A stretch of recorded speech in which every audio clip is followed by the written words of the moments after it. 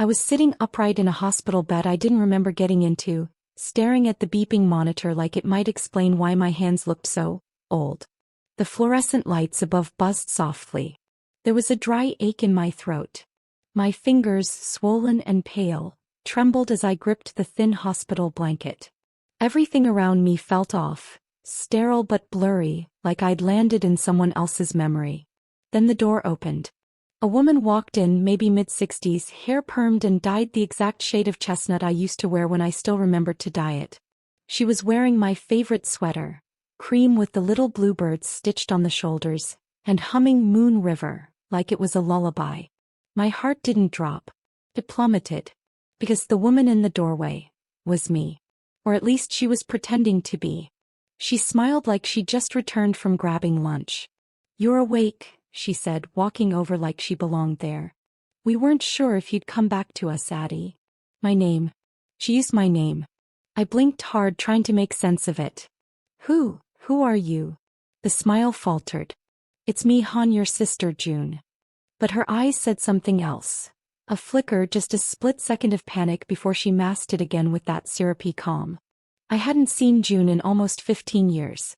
Last I knew, she was living in Tucson, always borrowing, always arriving with drama and leaving with something of mine. My voice rasped. "Where am I?" "Desert Palms," she replied. "Retirement community. You've been here nearly 6 years now. Don't you remember the stroke?" I didn't remember any stroke. I didn't remember Desert Palms. I didn't remember her ever calling me Han. Everything inside me started to scream, but nothing came out. My mouth opened, but the words lodged somewhere behind my ribs. I didn't know what year it was. I didn't know why my wrist had a plastic band that read Adelaide Marie Blanchard, when the woman standing over me was wearing my wedding ring. The one I'd never taken off after Jack died. I pulled at the blanket, struggling to sit up straighter. "You said, you're my sister?" She nodded carefully. "I want to speak to someone," I said. "A nurse. A doctor. Someone who—" "They're just doing rounds," she cut in quickly. "Let me explain first. You had a fall a few months back, hit your head. Made things fuzzy. You've had episodes." The word hit like a cold slap. Episodes. I wasn't crazy. I wasn't. But everything about this woman felt orchestrated. Her careful tone, her warm smile just a shade too wide. She spoke to me like I was breakable. Like I was something she was trying to manage. She was trying to control the narrative. I narrowed my eyes. "What year is it?" She hesitated. 2025. I stared at her. "I went into the hospital in 2011. She blinked, smile frozen. I tried to swing my legs off the bed, but they didn't respond the way I remembered. My joints creaked like old hinges. My body was weak, unsteady. That's when I saw the mirror, half covered by a curtain across the room. And I saw me. But not Mimi, not Addie from 2011. A frail version. Short gray hair, skin that sagged around the mouth. Liver spots. A woman who'd been sleeping for a long, long time. "No," I whispered, more to the mirror than to her. "What happened to my house?" She flinched. "What happened to my pension?" She stepped back. "Addie, please. This isn't good for you. I want to call my bank. I want to talk to someone from Social Security." I wasn't yelling. But I didn't need to. The air was already cracking between us. Her voice dropped tight. "You don't remember anything. Your memories are scrambled. You're going to get yourself worked up again." "Worked up again?" I scoffed. "You're wearing my wedding ring. I kept it safe for you." "No," I said, my voice steadier now. "You kept everything, didn't you?" She didn't answer. And that silence told me everything I needed to know. This wasn't just a temporary mix-up. This wasn't a sister looking after me in hard times. This was identity theft. The kind nobody talks about because it doesn't come with ski masks or credit card fraud. Comes with years. Comes with silence. And it comes with the kind of betrayal that's invisible until the day you wake up and realize someone has been living your life, as you, while you've been unconscious in a room with the blinds drawn. I was furious. And terrified. Because if June had taken my name, my pension, my house, what else had she stolen? My legacy? My reputation? My entire existence? I didn't say anything else. I just lay back against the pillow and stared at the ceiling, letting the beeps of the monitor fill the space where trust used to live. She stood there for a while, waiting, hoping I'd forget again. But I wouldn't. Not this time. She finally stepped out of the room. And that's when I started planning, with a dry throat, aching limbs, and a stolen name, how to take my life back. And if you think that's the end of the story, you're dead wrong. Hit subscribe to follow me through every shocking twist, because this only gets worse from here. I waited until the second night. That's how long it took for June to let her guard down. She brought me lukewarm soup and a crossword book she claimed I used to love. I played along, nodding, pretending my memories were foggy. But behind every polite smile I was watching, measuring, noting which staff she talked to, who called her Mrs. Blanchard, who gave her nods of familiarity, the kind they should have been giving me. When the hallway quieted down and the nurse's shift changed, I pulled myself out of bed. My legs wobbled like sticks, but I was fueled by something more powerful than fear, rage. I shuffled down the corridor in borrowed slippers, gripping the wall rail like a lifeline. I made it to the nurse's station, heart thudding like a drum. The night nurse, Kayla, looked up from her computer. Early 20s, long curly hair in a high bun, purple scrubs. She smiled kindly. "Can I help you, Miss Blanchard?" Even she was calling me that. My own name, as if it belonged to someone else. "I need to access my patient records," I said, voice firm. Her brow furrowed. "Your charts? Is something wrong? I need to see the date I was admitted. And the power of attorney information. It's urgent." She hesitated. "That kind of access usually requires—" "I'm the patient," I interrupted. "And if you check the file, you'll see I never signed over rights to anyone. Not willingly." She looked uncertain. "Let me get the charge, nurse." "No," I said, softer now. "Please. Just look. I need to know who's been signing for me. Who's been making decisions all this time." Kayla glanced around, then slowly tapped at her keyboard. Her eyes scanned the screen. Her face changed. She squinted. "Huh. What?" "It says, you were admitted under the name June Blanchard, with a note that Addie Blanchard is deceased." My chest locked. "No," I whispered. "No, I'm Addie. Adelaide Marie Blanchard. Born April 9, 1954. Social Security number ending in 6842. That's me. That's me." Kayla looked up at me with a new kind of alarm. "There's a death certificate in the scanned documents. For Addie Blanchard. It's dated April 2011. Visual. Signed. Registered in Maricopa County." I staggered back, nearly losing balance. I had died. Officially. On paper. I was a ghost wearing skin. Kayla rushed out from behind the counter to steady me. "Are you okay?" "No," I breathed. "I'm not okay. Someone faked my death. Someone stole my life. Do you want me to call security? Or the police?" I shook my head fast. "Not yet. Please. Print it. Whatever you see, I need a copy. Quietly. I'll handle the rest." She hesitated for another second, then hit a few keys and slid a sheet from the printer. I took the paper with trembling fingers. My name, my birth date, and a declaration of death I never agreed to. That's when the panic really hit. Because if June had filed this, that meant she'd gotten access to everything. My house. My accounts. My pension. And she did it not just by impersonating me, but by erasing me. I wasn't just a coma patient. I was a woman whose entire legal existence had been deleted. Kayla helped me back to my room, promising not to say anything. I tucked the paper beneath the mattress under my pillow. That night I didn't sleep.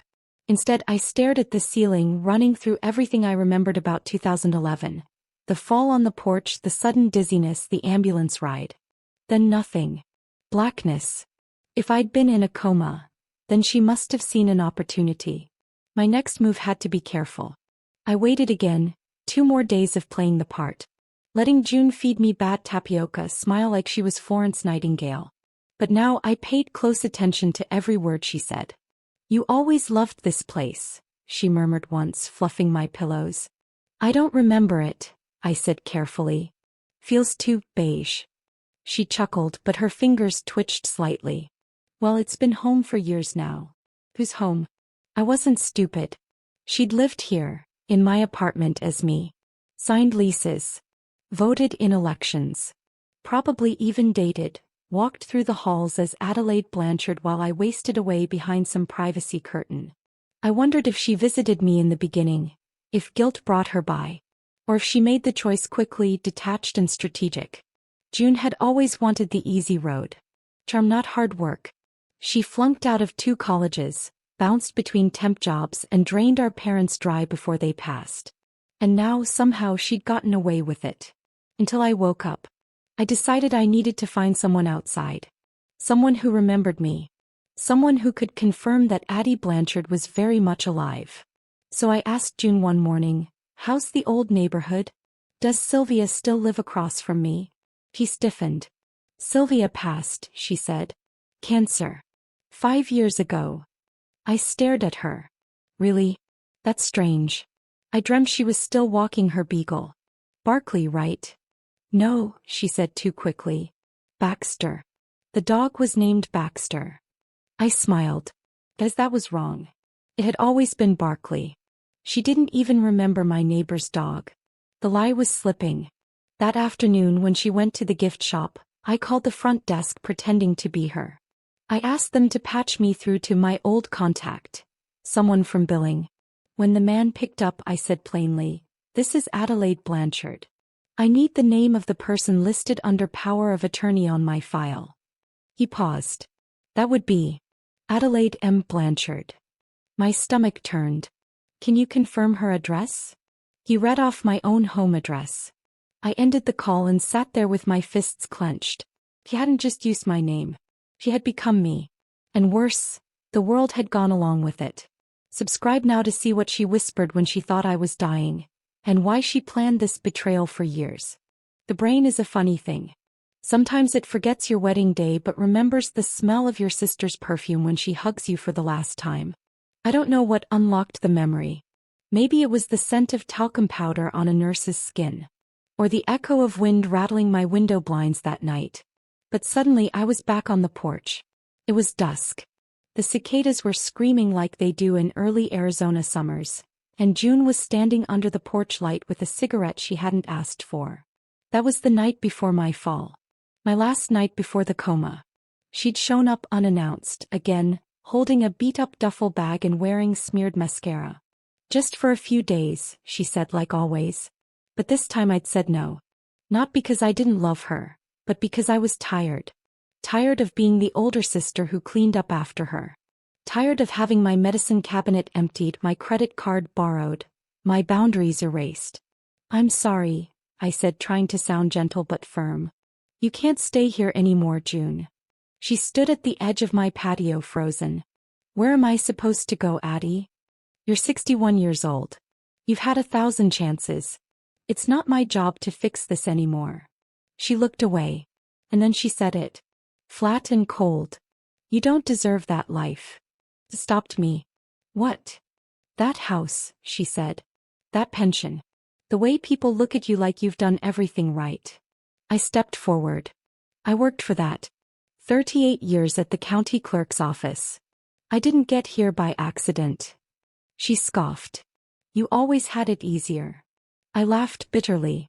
"Dad left when I was 12. I raised you while Mom worked 2 jobs. I gave up college to take care of you." "You didn't have to," she said. "No," I snapped. "I chose to. Because I thought family meant something." She didn't respond. Just flicked her cigarette out onto the gravel, turned and walked inside.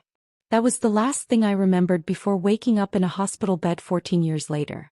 The next morning I stared at the ceiling, tears slipping into my ears.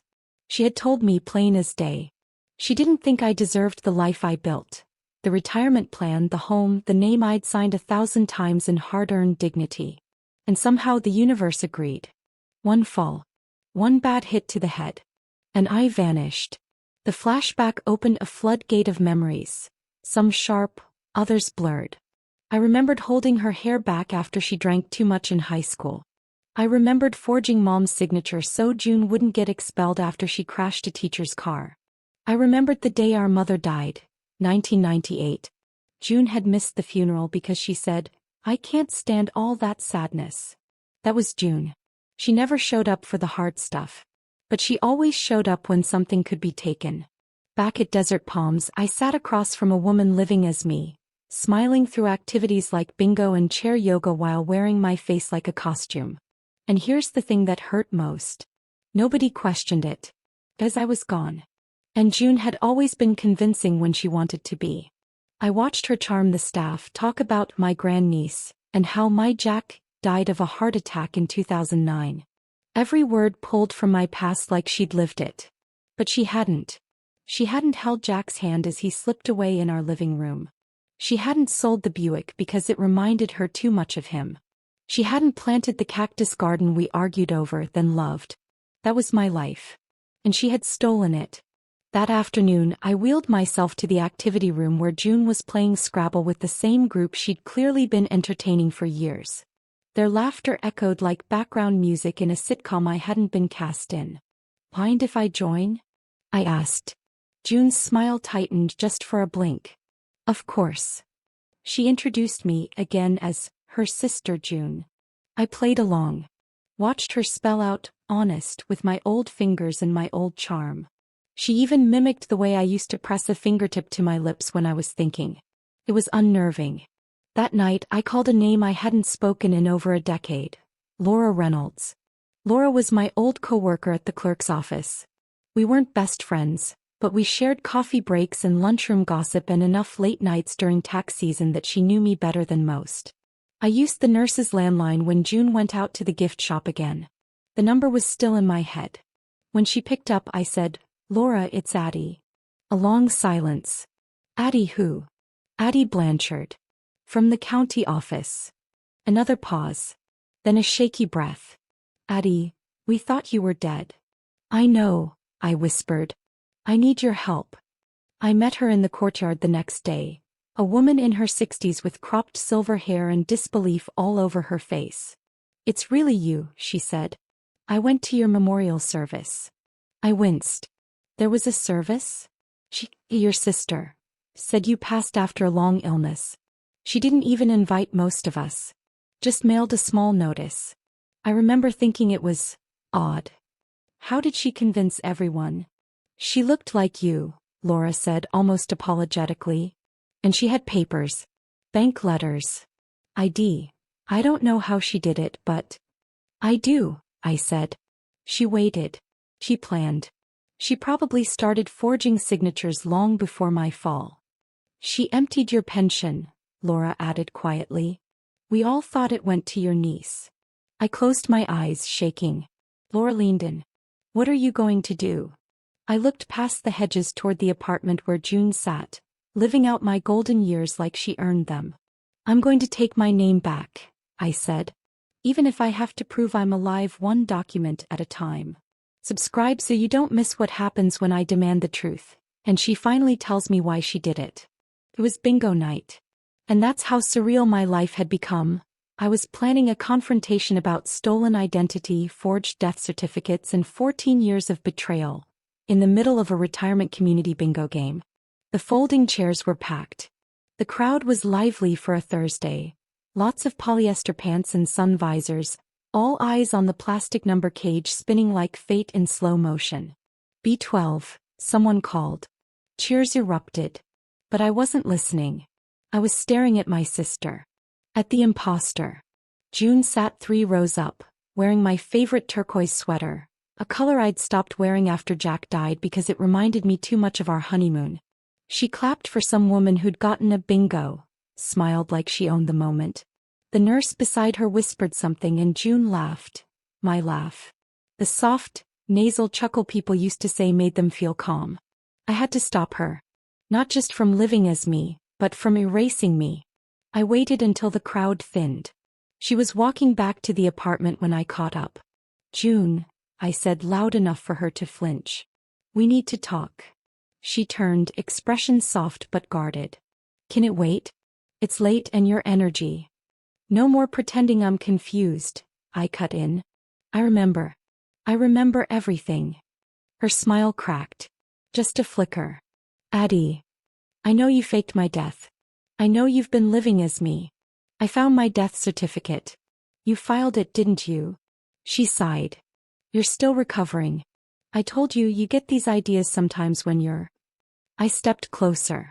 Stop gaslighting me. The words hit her hard. She blinked. Then dropped the act.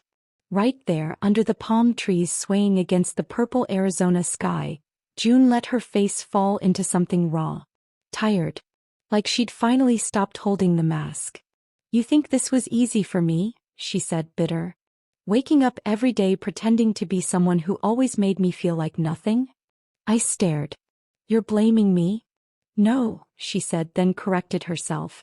Maybe. A little. I was stunned. You don't get it, Addie. You've always had everything. The house. The steady job. The retirement plan. People liked you. They trusted you. And I was the storm everyone wanted to pass. I gave you everything I could, I said. My throat tightened. I took care of you. You took care of me like I was a project, she snapped. Like I was broken and you were doing your good deed. You looked at me like pity, not family. I shook my head. You can't justify this. You think I meant for it to happen like this? She said, voice rising. You were in a coma. No family. No will. No clue what to do. I was sleeping on a friend's couch out of options. And I thought, what's one little signature? Just to get me through the month. But it didn't stop there. No. It didn't. She folded her arms. Because once I stepped in, the world just let me. Nobody asked questions. They welcomed me as you. And for the first time in my life I was safe. Respected. I had a name that meant something. But it wasn't yours. Her jaw clenched. Why does it matter? You weren't coming back. I swallowed the lump forming in my throat. So you buried me. I didn't bury you, she whispered. I just lived where you left off. We stood there in silence. The lights from the windows cast long shadows across the courtyard. Somewhere a radio played 60s soul music. It should have been peaceful. Instead it felt like a graveyard. I loved you, I said. She didn't reply. I trusted you. I forgave every mistake you made growing up. Every overdraft. Every lie to Mom. I always gave you the benefit of the doubt. And you still never saw me, she whispered. I froze. What? You never saw me, Addie. You saw a burden. A mess. A sister who couldn't get it together. You pitied me. But you never saw me. That's not true, I said, but my voice was shaking. Really? Then why did you stop calling after Mom died? I didn't answer. Because part of me knew, she was right. We'd grown apart. I'd gotten tired of cleaning up her messes. I'd stopped checking in when the stress became too much. I'd drawn a boundary and maybe deep down she saw it as abandonment. But none of that excused this. You could have asked for help, I said. I did, she snapped. You said no. I said no to letting you live with me, not to helping you. It was the same thing to me. Her voice cracked on that last line. And suddenly there it was, the grief behind the crime. The pain under the theft. My sister wasn't just a liar. She was lonely. And somewhere, somehow she'd convinced herself that stealing my life was the only way to finally feel whole. But I wasn't about to excuse it. I want my name back, I said. She looked away. What does that even mean? It means going to the authorities. Reclaiming my identity. Letting people know I'm not dead. You'll destroy me, she said. You already destroyed me. The words dropped between us like a brick. She flinched. And for the first time in all of this she looked small. Fragile. Like the child I used to read bedtime stories to, who cried when our parents fought behind closed doors. But I couldn't carry her anymore. I was done. You need to leave, June. Where will I go? I don't know, I said softly. But not here. Not as me. That night I lay in bed unable to sleep. I thought I'd feel relief. Like the weight of the truth would finally set me free. But I just felt empty. Because the truth is, family betrayal doesn't feel like a knife in the back. It feels like a splinter in the heart. Small. constant. And every beat reminds you that someone who knew you best chose to hurt you the most. I clutched the corner of my bedsheet and whispered aloud, I don't even know who I am anymore. There's a strange kind of silence that only exists in community centers. It's not peaceful. It's expectant, like the walls are holding their breath. That's what I walked into that morning. Desert Palms held a monthly resident meeting in the rec hall. Big plastic tables, weak coffee, powdered donuts no one really liked but everyone still ate. June always sat near the front, clipboard in hand, taking notes like a class president. Today I was going to blow it all up. I wore a soft lavender blouse I'd found buried deep in my closet, a color that used to make my skin glow back when Jack was alive. I brushed my hair, put on a light touch of blush, and carried with me a folder packed with proof. My original birth certificate, my signed pension paperwork, a copy of the fraudulent death certificate, and a sworn statement from Laura Reynolds. I'd made an appointment with the community director, Diane, the day before. She'd agreed to let me speak briefly during the announcements. She had no idea what I was about to say. I took a deep breath and walked inside. About 30 residents sat in folding chairs, some chatting, others snoozing. June was already at the front table, legs crossed neatly, her name tag gleaming, Addie Blanchard. Made me sick. Her head turned when I entered. Her face froze for half a second, just long enough for me to know she was panicking. But she couldn't stop it. I sat in the front row, folder on my lap, heart thudding like a bass drum. Diane called for order. Before we go into maintenance updates, she said, we have a brief statement from one of our residents. She smiled warmly at me. Miss Blanchard. Both of us stood up at the same time. Heads turned. Diane blinked. Oh, I meant, Miss June Blanchard. I stepped forward. That's not her name. The room shifted, quiet murmurs, puzzled glances. I looked straight at Diane. My name is Adelaide Marie Blanchard. I was admitted here under false pretenses. And for the past 14 years, my sister has been living my life, stealing my name, my home, my benefits, and pretending to be me. Someone in the back gasped. June stepped forward too. She's confused. She's had memory issues since the stroke. I held up the folder. I have a copy of the fraudulent death certificate she filed in 2011. I also have testimony from my former colleague Laura Reynolds, who can verify my identity. And a sworn statement from a nurse here who accessed the internal patient logs. Diane looked between us, stunned. I don't understand. You don't have to, I said. Just let me explain. Then I'll answer anything you want. June tried to laugh. This is elder abuse. She's delusional. This is what I've been dealing with for weeks. Then let's test it, I said calmly. Ask her the name of my first dog. The one Dad brought home before he left. Diane looked at her. Well. June's mouth opened. Closed. Lucky, I said. A beagle with one blue eye. He died in 1967. More silence. Ask her what my late husband's middle name was, I added. It was Thomas. Jack Thomas Blanchard. He hated it. Residents were murmuring now. Some looked shocked. Others skeptical. She probably read that in old mail, June said, voice shaking. She's obsessed. She's been following me. Trying to ruin my life. I've been in a coma, I said flatly.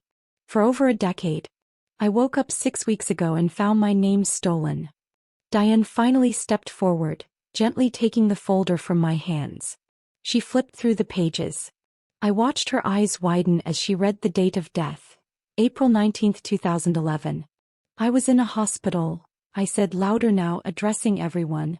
Fighting for my life while she was cashing my Social Security checks. She took everything I built. I didn't even get a funeral.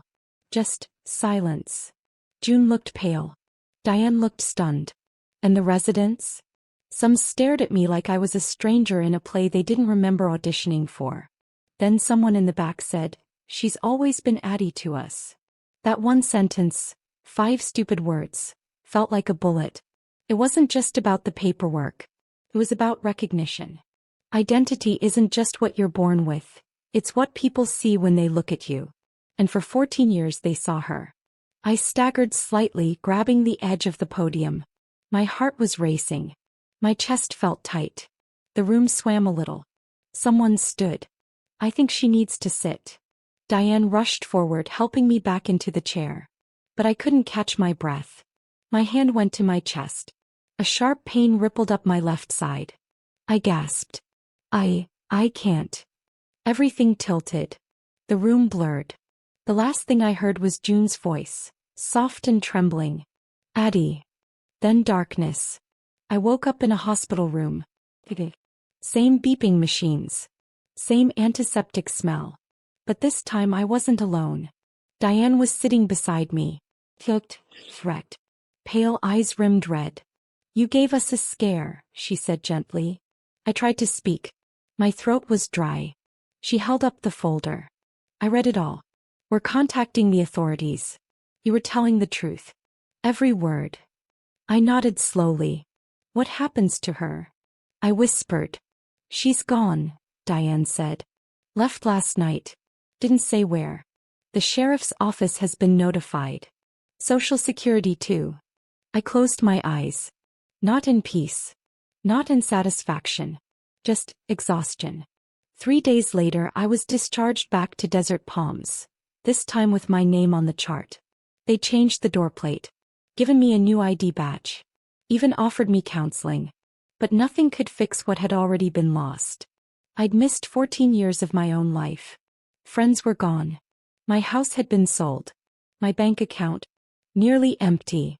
My identity, technically restored. Emotionally, still in pieces. But I did something that helped. I stood in the courtyard one morning, sunlight warm on my face, and I spoke out loud. My name is Adelaide Marie Blanchard. I was born in 1954. I survived my sister. I survived betrayal. And I am not dead. A few residents passing by looked at me funny. I didn't care. Because for the first time in 14 years, I was finally me again. If you made it this far, thank you. This has been the hardest story I've ever had to tell. If you believe in second chances, or if you've ever had something stolen from you and had to fight like hell to get it back, please like, comment, share, and subscribe. Because trust me, what happened to me could happen to anyone.